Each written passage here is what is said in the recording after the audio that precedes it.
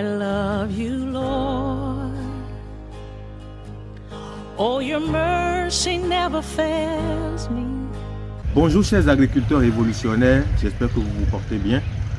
Aujourd'hui, nous allons vous parler de comment c'est possible de faire un chiffre d'affaires de 33 750 000 francs avec la production de la tomate sur une superficie de 1 hectare en seulement 4 mois. N'oubliez pas de vous abonner à la chaîne, d'activer la cloche de notification pour ne plus rater aucune de nos prochaines vidéos. Je suis Abraham Josso, ingénieur agronome praticien de l'agriculture révolutionnaire en Afrique. Nous rentrons dans le vif du sujet. Pour faire un chiffre d'affaires de 33 750 000 francs en seulement 4 mois sur 1 hectare en produisant juste de la tomate, il faut passer par la pépinière. La pépinière dans de très bonnes conditions. Le tout part de là. Parce que si vous n'avez pas des jeunes plants, des plantules vigoureux, vous allez échouer dans la pratique. C'est d'ailleurs la raison pour laquelle beaucoup se plaignent en disant que généralement ce que les gens disent sur internet, c'est pas du vrai, c'est du faux. Je vais vous expliquer comment c'est possible et vous le faire faire. Abonnez-vous à la chaîne, activez la cloche de notification pour ne plus rater aucune de nos pareilles vidéos. Il y a deux grandes catégories de pépinières, c'est-à-dire les pépinières sur sol et les pépinières hors sol. En termes de pépinières sur sol, c'est les pépinières que nous réalisons généralement sur des planches. Alors, en termes de pépinières hors sol, nous avons les pépinières en barque et les pépinières en plaque alvéolaire.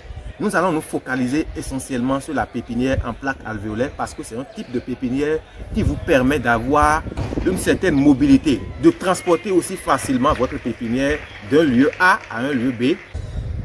Après désinfection des plaques alvéolaires, il faut passer ensuite à la réalisation du substrat.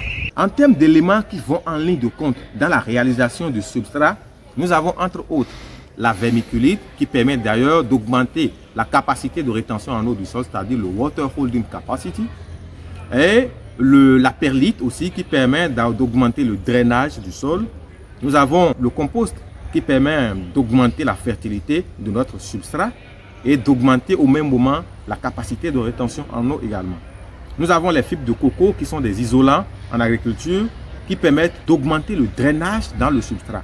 Nous avons la toube de coco, toujours pour augmenter la capacité de rétention en eau. Ces matières premières sont utilisées dans des proportions. Et les proportions sont en fonction des spéculations qui veulent être mises en place. Après la réalisation du substrat, la seconde étape, c'est le remplissage des plaques alvéolaires de substrat. C'est-à-dire le substrat préalablement préparé. Nous semons simplement les graines. Alors, après le remplissage des plaques alvéolaires, il faut les arroser. Et après arrosage, il faut disposer les plaques alvéolaires dans un entrepôt où la température et l'humidité sont contrôlées. En termes de température, la plage doit être entre 25 et 35 degrés. Et en termes d'humidité, entre 60 et 75%. Alors, après la réalisation de notre pépinière qui est bien faite, dans de bonnes conditions, nous nous apprêtons désormais à accueillir des plants, de jeunes plants, des seedlings vraiment vigoureux pour notre production, toujours dans le but d'atteindre l'objectif des 33 750 000 francs. En termes de production de tomates, nous avons la possibilité de produire des variétés à cycle court comme les variétés à cycle long. Parlant de variétés à cycle long, les rendements et systématiquement le chiffre d'affaires seront très élevés parce qu'entre-temps, c'est produit dans des environnements contrôlés et les récoltes peuvent s'étendre sur 9 mois et voire plus.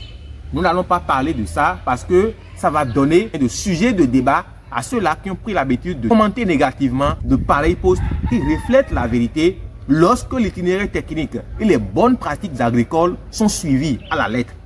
C'est pour ça d'ailleurs que nous avons commencé par faire une pépinière dans de bonnes conditions et en plaque alvéolaire.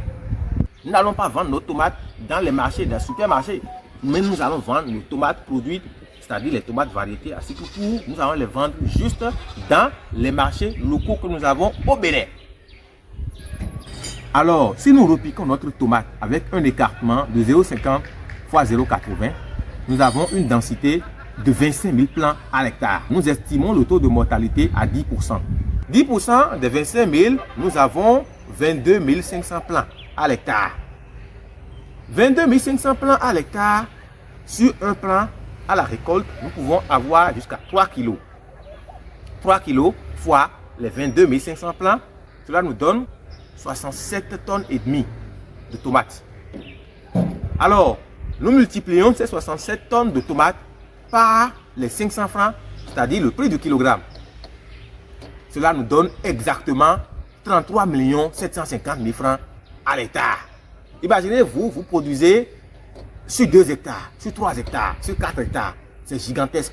C'est possible de le faire si vous suivez à la lettre les conseils agricoles que nous vous prescrivons ici sur cette plateforme. N'oubliez pas de vous abonner à la chaîne, d'activer la cloche de notification pour ne plus rater aucune de nos prochaines vidéos. Ce serait votre façon à vous de nous encourager et de faire grossir cette magnifique famille d'agriculteurs révolutionnaires. Chers amis, portez-vous bien comme d'habitude, mangez sain et on se retrouve à la prochaine vidéo. Chap chap. Oh, your mercy never fails me. All my days I've been held in your hands. From the moment that I wake up until I lay